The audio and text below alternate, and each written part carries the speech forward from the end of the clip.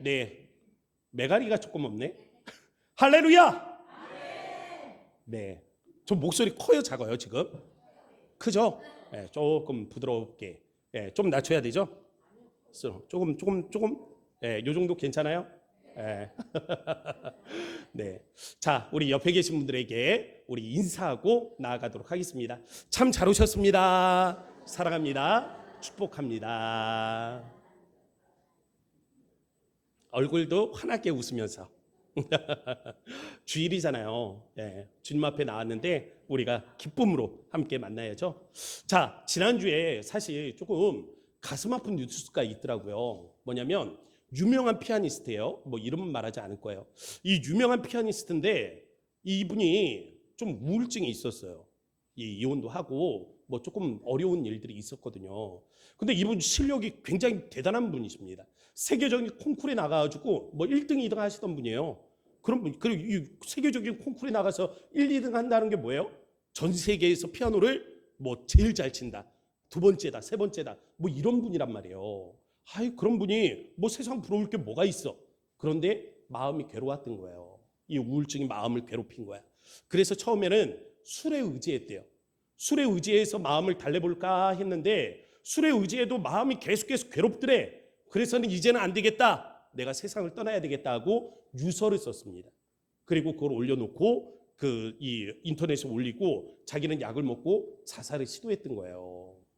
제가 이 뉴스를 접하면서 그런 생각을 가졌어요. 여러분, 음악이잖아요. 음악이 뭡니까? 음악은 우리의 마음에 평화를 주잖아요. 그런데 음악은 그냥 평화를 주는 게 아니잖아요. 우리가 악보를 보고 있다고 그 악보가 우리의 마음에 평화를 줍니까? 아니잖아요. 악보가 있고 연주자가 그 악보를 연주하고 그 연주를 들을 때 우리는 마음의 평화를 누리게 되는 거잖아요. 그런데 이분이요, 자신의 이 연주를 통해서 많은 사람들에게 평화를 줬겠죠. 그런데 정작 돌아보면 자기의 마음은 어땠다는 거예요? 평화롭지가 못했다라는 겁니다. 오늘은 우리가 크리스마스를 앞둔 주일입니다. 이 크리스마스를 앞둔 주일인데 저는 오늘의 말씀을 통해서 평화의 왕으로 오신 주님에 대해서 말씀을 나누려고 해요. 세상은 평화하기를 원합니다. 그런데 정작 그 마음의 평화를 누리지 못하는 많은 사람들이 있어요. 어쩌면 이 자리에 와 있는 여러분들의 마음 가운데도 오늘 평화가 없는 분들이 계실 겁니다. 저는 그분들에게 오늘 도전을 드리면서 우리가 어떻게 마음의 평화를 누릴 수 있는가, 이 평화를 위해 예수님은 왜 오셨는가 라는 이 주제로 말씀을 나누려고 합니다. 오늘의 말씀이 우리 모든 성도들에게 도전이 되고 은혜가 되어지기를 주의 이름으로 축복합니다. 자, 첫 번째 말씀의 제목, 예루살렘에 뭐가 사라졌다고요? 살렘이 사라졌다고요. 예루살렘에 살렘이 사라졌다. 오늘 본문에 보면 이사야서 말씀이잖아요. 이사야서 말씀이 언제 쓰여졌냐면 BC 700년쯤 됩니다. 700년쯤이에요. 이 당시에 중동의 패권을 지닌 나라가 있거든요. 어디냐면 아수르예요. 아수르. 근데 이 아수르가 어디를 쳐들어오냐면 북쪽의 이스라엘을 쳐들어옵니다. 이 남과 북, 이 이스라엘과 유다로 나눠져 있었거든요. 근데 북이스라엘을 쳐들어왔어요. 그래서 정복을 했어요. 근데 북이스라엘이 너무 쉬운 거야. 생각보다 너무 쉽게 무너진 거야. 그러니까 이거 너무 쉬운데 힘이 남아돌아.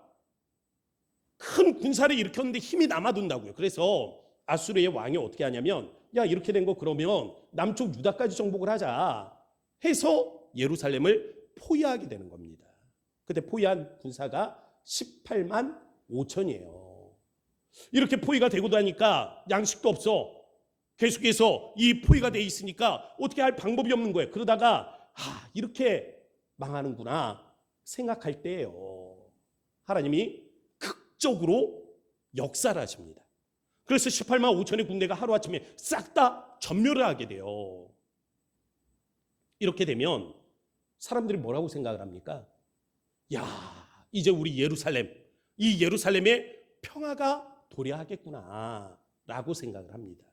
그런데 이사야 선지자가 이 예루살렘에 뭐라고 말하냐면 멸망이 찾아올 것이다 라고 선언을 하는 겁니다.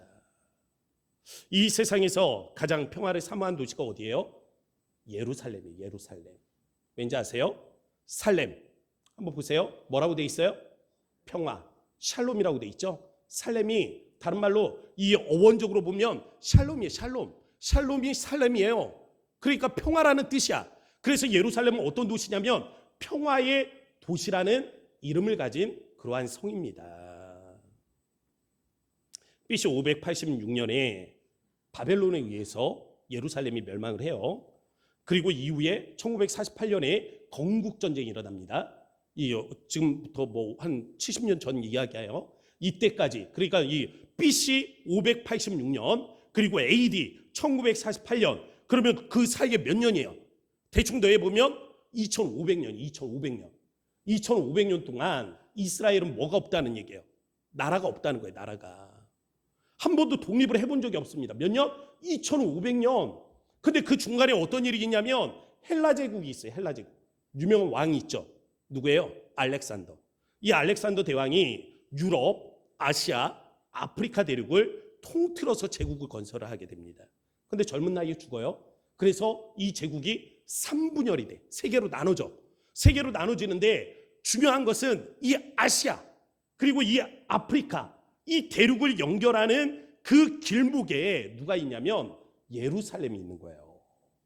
그러니까 이 열강들이 패권을 지니려면 야 우리가 이 아시아만 가지고 있을 게 아니라 저 남쪽으로 가서 아프리카 땅까지 우리가 먹어버리자라고 생각을 하면 어디를 거쳐가게 돼 있어요? 예루살렘은 거쳐가게 돼 있는 거예요. 반대로 북아프리카의 제국이 저기 우리 중동을 거쳐서 유럽까지 진출해보자 하면 어디를 거쳐가야 돼요? 예루살렘은 거쳐가야 돼요. 그러니까 나라는 없어. 이스라엘은 나라는 없어. 그런데 이 열강의 패권 경쟁에 끼어가지고 날마다 그러한 정치적 소용돌이에 휘말리게 되는 겁니다. 그러니 평화가 있어요, 없어요? 평화가 없는 거예요. 예루살렘에 뭐가 없어요? 살렘이 없는 거예요. 살렘이. 나라가 독립을 했어요. 1948년 이후에는 어떻습니까? 계속해서 중동 정쟁 1차, 2차, 3차, 4차 몇 차까지 있는지도 모르겠어요. 최근에는요. 하마스하고 또 전쟁이 있었죠. 몇 년이에요? 2년 하고도 100일입니다. 100일이 넘어요. 몇 명이 죽은지 아세요?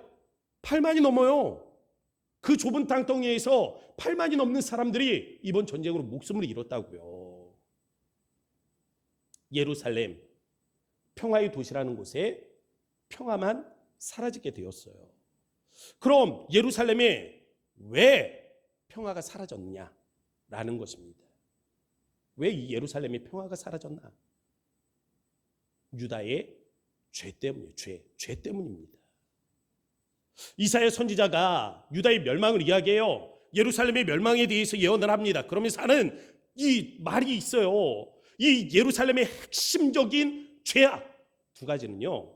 하나는 율법, 말씀을 청종하지 아니함이에요. 두 번째는요. 아합의 죄악을 따름입니다. 그 우리가 막 상상이 되잖아요. 말씀을 청종하지 않았다. 이거는 우리가 상상이 되잖아요. 어떤 삶을 살았겠구나. 막 우리가 느껴지잖아요.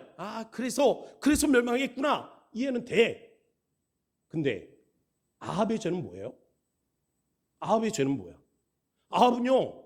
유다의 왕도 아니야. 북이 이스라엘의 왕이에요. 그런데 유다의 멸망하고 무슨 상관이 있는 거예요 도대체? 이게 어떻게 된 거냐면 여호사밧이라는 유다의 왕이 있어요. 이때 아합의 감과 혼인동맹을 맺은 겁니다. 그러면서 누가 시집을 오냐면 아합의 딸 이달랴가 시집을 와요. 그런데 시집 올 때 그냥 오는 게 아니에요. 가나안의 토착 신앙을 가지고 옵니다. 가나안의 토착 신앙이 뭐예요? 바알과 아세라예요.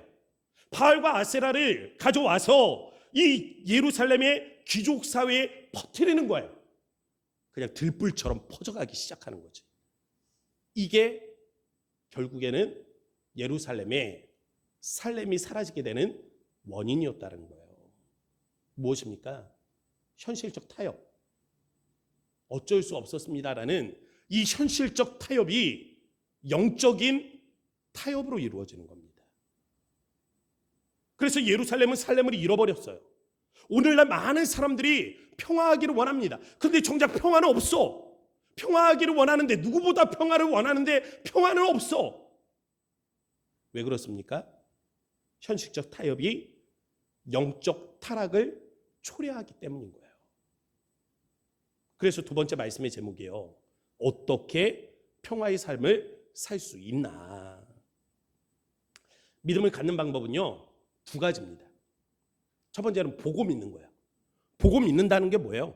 뭐 기적이라든지 아니면 치유의 역사라든지 뭐 여러 가지 이 일들이 있잖아요. 이 놀라운 일들을 보고 이거 진짜 하나님 살아계시나 보다 하면서 믿게 되는 거예요. 보고 믿는 거. 그런데 두 번째는요, 보지 않고 믿는 겁니다.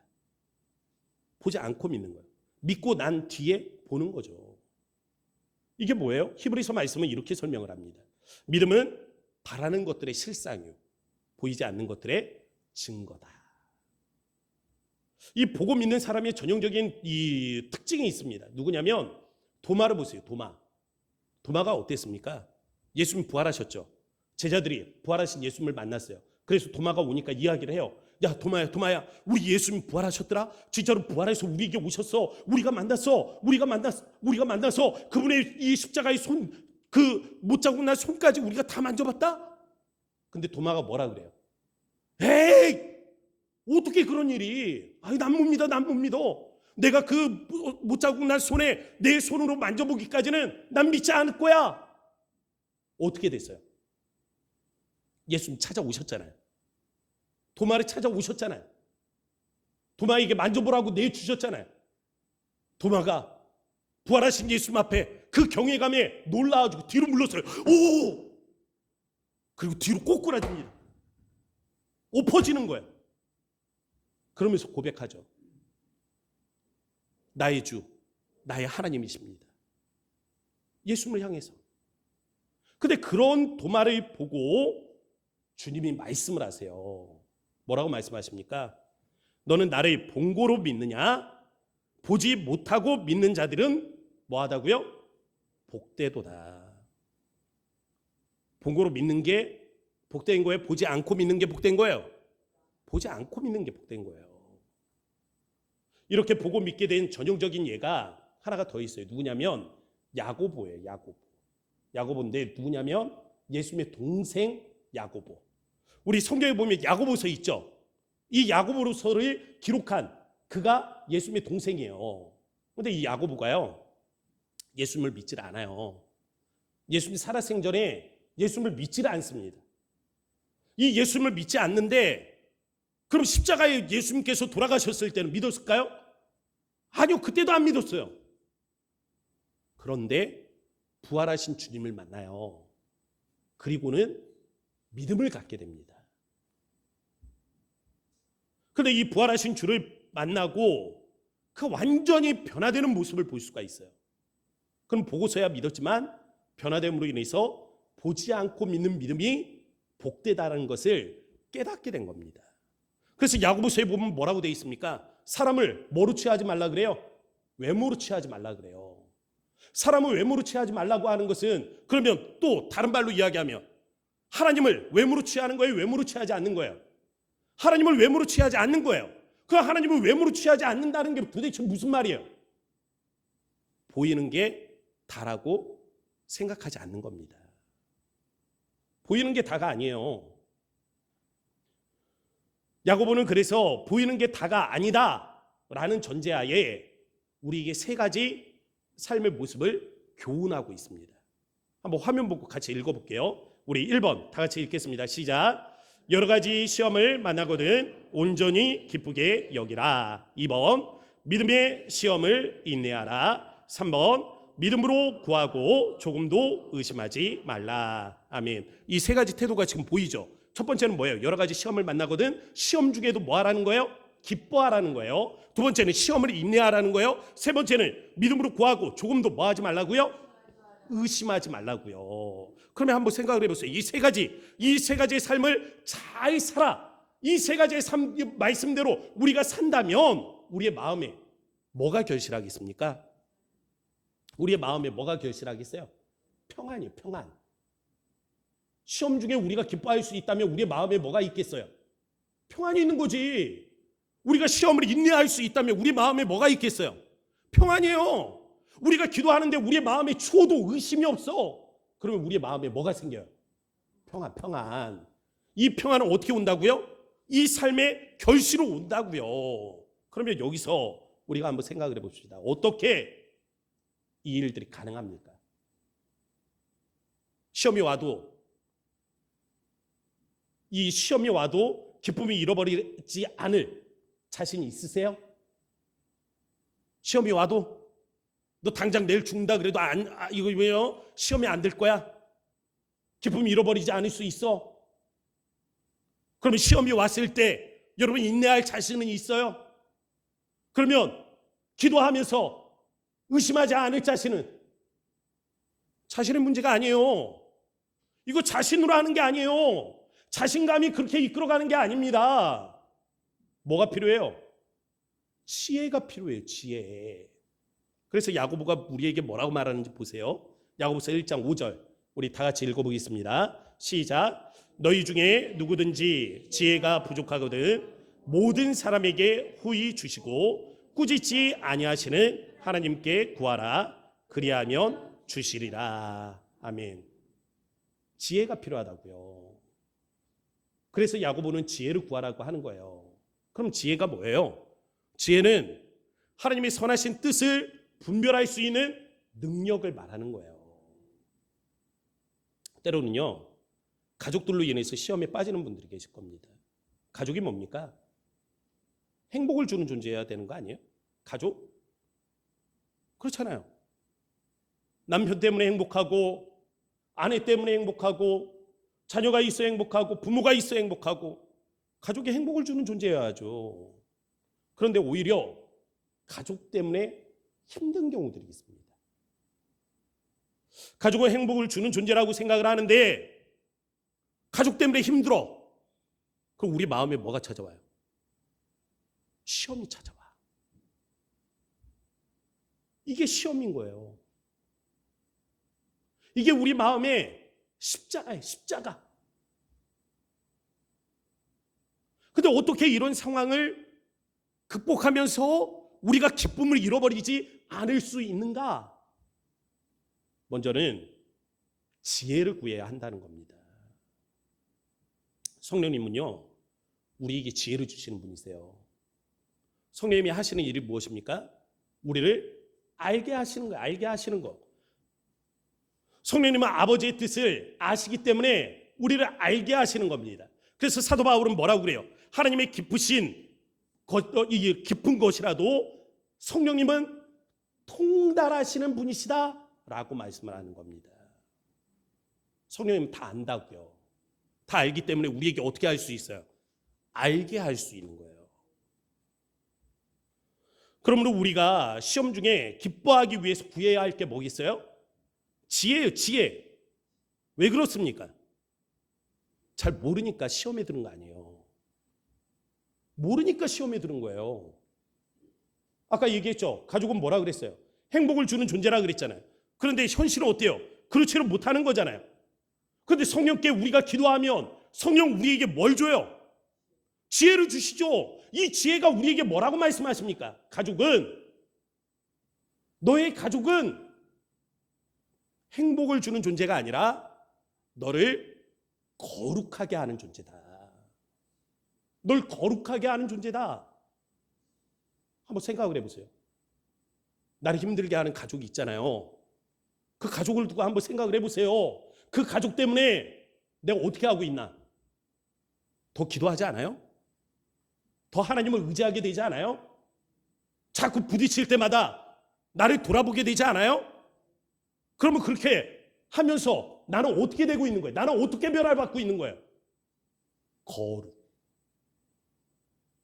거룩해져 가고 있는 거예요. 내 가족이 나를 거룩하게 하는 존재예요. 가족 때문에 내가 더 거룩해지고 있다고. 이걸 깨달으면 우리의 마음에 평화가 올 수 있다니까요. 그래서 지혜가 필요하다고요. 어떻게 시험을 우리가 인내할 수 있겠습니까?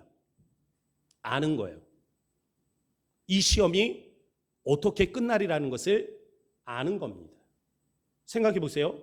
엘리야 있죠. 능력이 선지자 아닙니까? 안 그래요? 근데 엘리야가 어떻게 하려고 그랬어요? 사역 포기하려고 그랬어요. 사역을 포기하려고 그랬어요. 능력의 선지자가 사역을 포기하려고 그러는 거야. 왜 포기하려고 그러는 거야? 모르니까. 몰라서 시험에 드는 거예요. 그래서 광야로 도망을 갔단 말이에요. 그런데 하나님이 이렇게 세우면서 힘을 주고 떡을 주고 물을 주면서 이렇게 세워서 하나님의 산 호렙으로 데려가. 그리고 거기에서 세미한 음성을 들려줘. 그 다음 엘리야로 이 시험이 어떻게 끝날이라는 것을 알려주십니다. 알았어. 모를 때는 시험에 빠졌는데 알았어. 아, 이거구나. 이런 거였구나. 알았어. 알고 난 다음에 어떻게 해요? 사역의 자리로 복귀하게 되는 겁니다. 모르면 시험이요.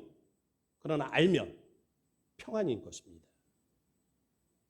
또한 어떻게 기도하면서 여러분 조금도 의심하지 않을 수가 있는 겁니까? 아니, 보이는 게 기도해. 기도해서 보이는 게 내가 기도했더니 정말 그렇게 되네? 보이는 게 정말 그렇게 되면 뭐 의심할 거 뭐 있어요? 하나님 감사합니다 하겠지. 근데 문제는 기도해. 기도하는데 보이는 게 그렇지가 않은 거예요. 그럼 어떻게 할 거예요? 의심이 생기지 않을 수 있겠어요?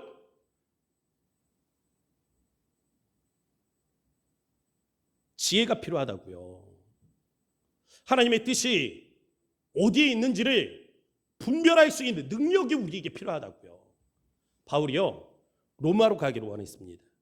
그래서 예수님이 바울에게 나타나서 하신 말씀이 있어요. 야 바울아, 너 걱정하지 말아라. 두려워하지 말아라. 넌 반드시 가이사 앞에 서서 내 복음의 말씀을 증거할 것이다. 그날이 온다 말씀하셨어요. 예수님 말씀하셨어요. 직접 말씀해 주셨어. 그런데 바울의 상황을 보세요. 상황이 어떻게 됩니까? 먼저는 예루살렘으로 가려고 그러니까 선지자가 말려. 누가 말려요? 마귀가 말려요? 마귀가 말렸어요? 누가 말렸어요? 선지자가 말렸다고요. 뭐라고 말려요? 가면은 끈으로 묶인대요. 포로가 된대. 잡힌대. 그 고난에 당한대. 그러니까 가지 말라 그래. 근데 바울이 아니다. 예수님 가라 했다. 가요. 갔는데 어떻게 돼요? 체포가 돼요. 감옥에 갇혀요. 2년이에요. 2년. 그러다 재판을 받으면서 날 로마로 보내달라 그러니까 그게 수용이 됐어. 나 로마 시민권자니까 로마로 보내달라. 그래? 그럼 로마로 가서 재판을 받아라 해서 보내줬단 말이에요. 배를 타고 갑니다. 어떻게 됐어요? 풍랑을 만나. 배가 파선이 돼. 한번 이쯤에서 생각을 해보세요. 그럼 하나님의 뜻은 로마로 가라는 거야, 말라는 거야? 이쯤에서 생각을 해보면 느낌이 올 거 아니에요. 로마로 가라는 거야, 말라는 거야, 이거는. 이때 우리라면 의심할 수 있겠죠. 근데 바울이 뭐라 하는지 아세요? 사도행전 27장 25절 말씀. 여러분이요, 안심하라. 나는 내게 말씀하신 그대로 되리라고 하나님을 믿노라. 믿노라. 내가 의심하지 않노라. 나는 믿노라. 어떻게 이렇게 고백할 수 있는 겁니까? 지혜. 아는 거예요. 딴 사람들은 몰라. 근데 누구나 알아. 바울은 알아요.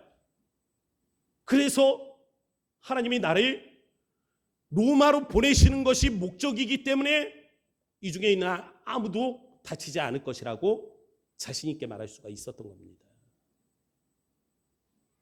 오늘 이사야서 11장은요, 평화의 절정에 대해서 노래하고 있어요.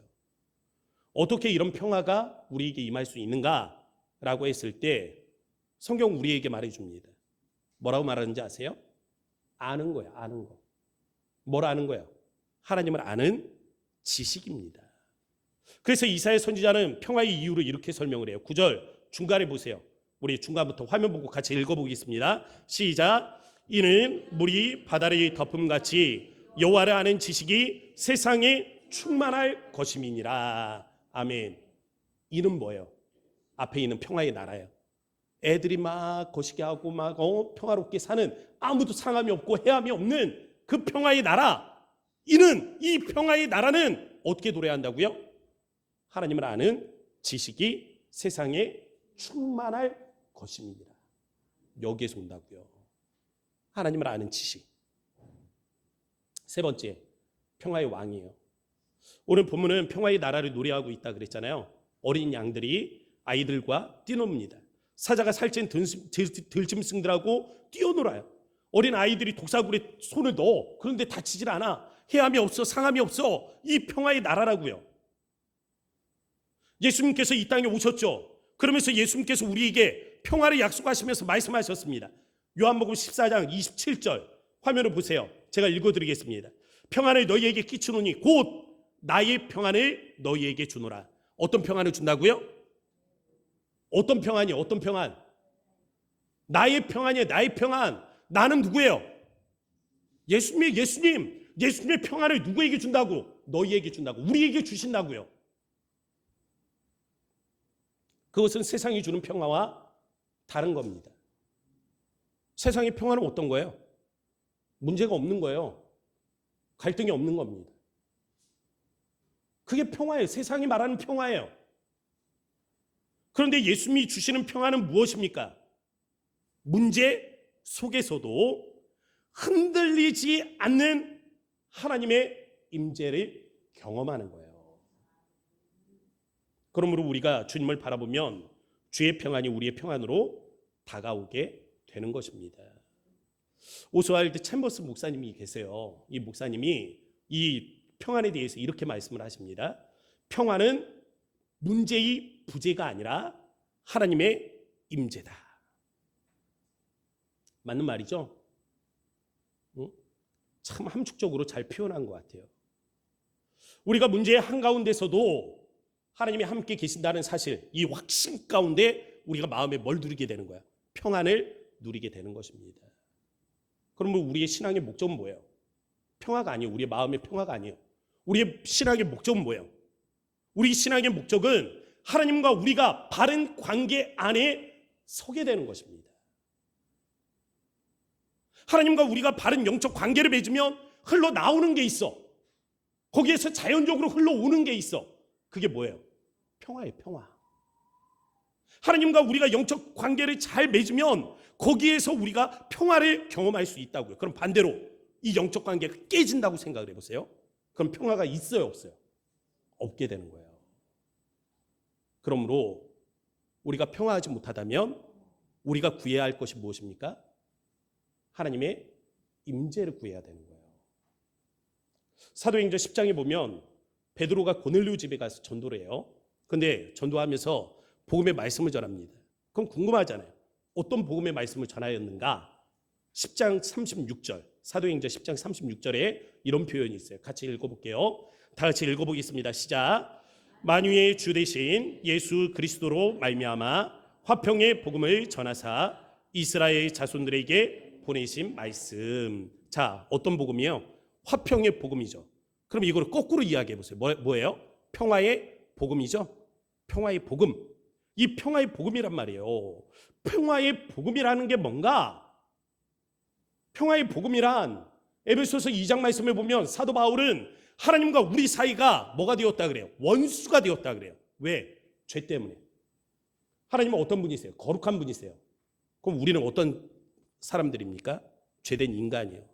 모든 사람이 죄를 범하였다고요. 그래서 우리는 죄를 가지고 있다고요. 하나님은 거룩한 분이시라고요. 그래서 하나님과 우리 사이가 원수가 되었는데 예수님께서 십자가의 피로 그 막힌 담을 허무셨단 말입니다.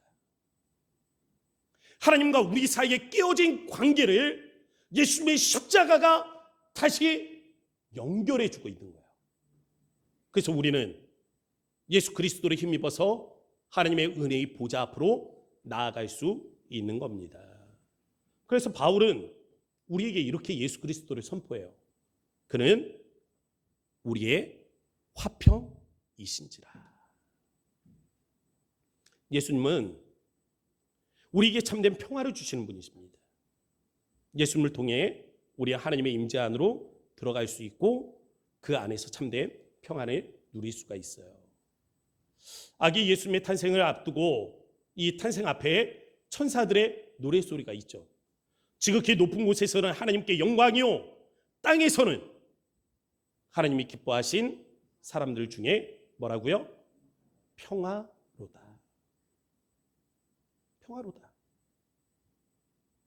천사는 이것을 뭐라고 표현하냐면 큰 기쁨의 좋은 소식이라고 말합니다. 영어로는 good news. 한마디로 설명을 하면 한 단어로 복음이에요. 복음. 그래서 성경은 평화의 복음이라고 말하는 거예요. 예수님이 이 땅에 평화의 왕으로 오셨어요. 평화의 왕이 우리에게 오셔서 평화를 주노라 말씀하십니다. 그럼 오늘 우리에게 물어보자고요. 여러분, 여러분의 마음에는 평안이 있으십니까? 자꾸만 마음이 복잡해지는 경우들이 있어요. 여러 가지 생각들로 범인들이 찾아올 때가 있습니다. 마음이 심히 괴롭고 어려울 때가 있어요. 왜 이런 일들이 일어나는 거예요? 우리가 영적으로 살펴보면 이건 하나님과 우리 사이의 관계가 깨어졌기 때문입니다. 관계의 문제, 영적 관계의 문제예요. 이 틀어진 관계를 회복할 수 있는 것은 뭡니까? 평화의 복음이에요.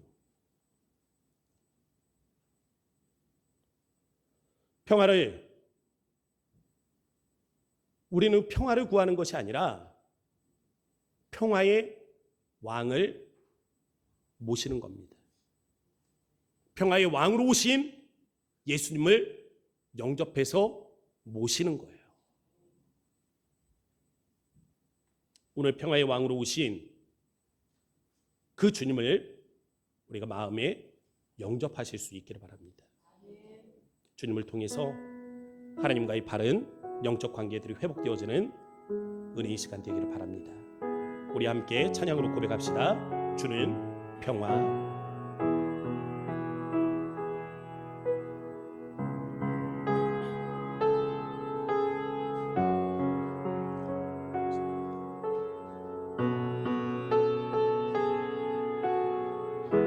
주는 평화. 주님 평화. 막힌 담을 모두 어셨네. 주님 평화. 우리의 평화. 주님 평화. 막힌 담이 모두 어셨네. 주님 평화. 우리의 평화. 염려 다 맡기라. 염려 다 맡기라. 주가 돌보시리. 주님 평화. 우리의 평화. 염려 다 맡기라. 주가 돌보시니.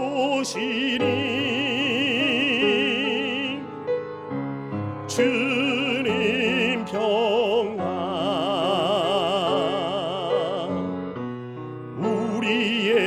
우리 다시 한번 고백합시다. 염려 다 맡기라. 염려 다 맡기라. 주가 돌보시리.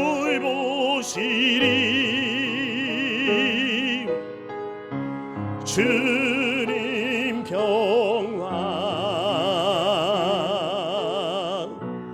우리의 평화.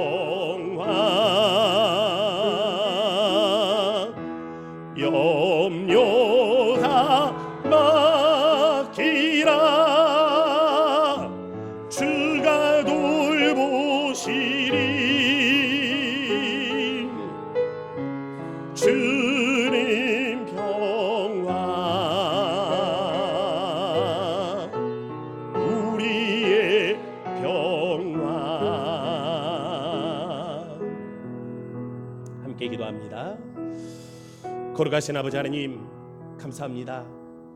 주님의 은혜 가운데 오늘의 말씀을 믿음으로 받습니다. 주님, 우리의 마음에 역사하여 주셔서 이 땅의 평화의 왕으로 오신 주님을 기억하게 하시고, 이 땅의 평화의 왕으로 오신 그 주님을 우리가 우리의 마음으로 영접할 때에 주님, 이 시간 마음이 평안하지 못하던, 하나님 그 인생이 평안하지 못하던 모든 이들 위에 주의 은혜가 함께할 수 있도록 인도하여 주소서. 오늘 이 시간 주가 우리의 평화가 되어주는 줄로 믿사오니 하나님 우리의 모든 막힌 담들을 허무시며 하나님 우리의 모든 막힌 길들을 열어주셔서 우리가 하나님의 은혜의 보좌 앞으로 나아가 하나님의 은혜 앞에서 이 평화를 누릴 수 있는 하나님의 귀중한 삶들이 될 수 있도록 인도하여 주옵소서. 사랑이 많으신 예수님의 이름으로 감사하며 기도합니다. 아멘.